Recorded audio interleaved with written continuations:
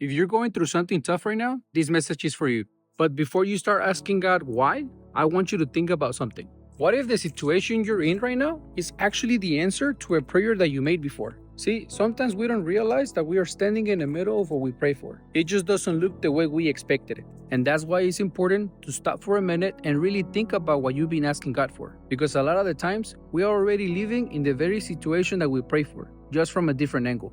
And when you take a moment to really reflect that, it changes your perspective. It helps you see things clear because instead of getting stuck in asking, why God, you start to ask, what are you trying to show me through this? You see, when we get stuck in that why me mindset, crying, complaining, or even getting angry with God, we paralyze ourselves, we stop moving, and we stop trusting. But when we choose to look at a situation with grace, with a grateful heart, that's when God can show us the next step. Because a thankful heart keeps you moving forward even when things don't make sense. Let me tell you what I mean.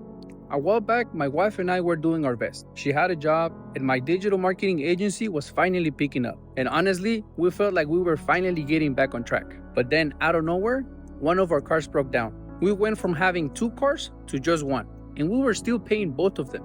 Now, if you've ever been in that situation, you know how frustrating that feels. Especially when you finally feel like things are finally starting to look up, and suddenly, something else happens. My wife was upset, and I get it, we both were.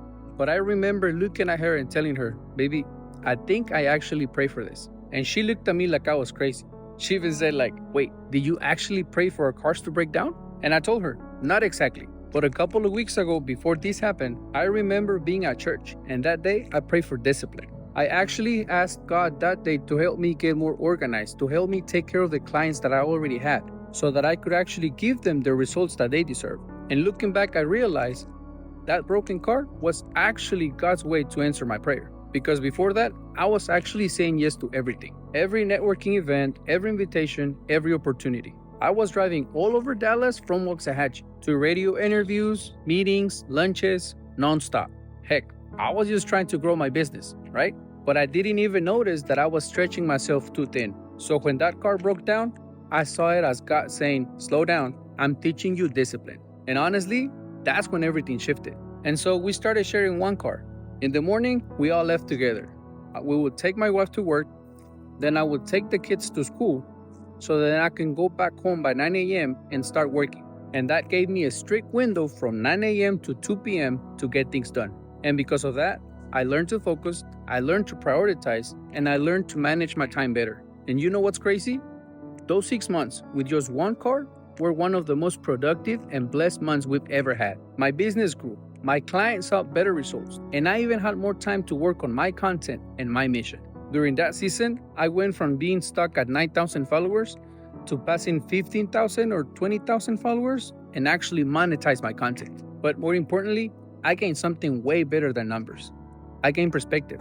So now when something bad happens, I stop and ask myself, is this really bad? Or is just God redirecting me? Because sometimes what feels like a setback is really God answering your prayer, just not the way you expect it. So if you're in that place right now, don't lose faith. Take a deep breath and look for the lesson.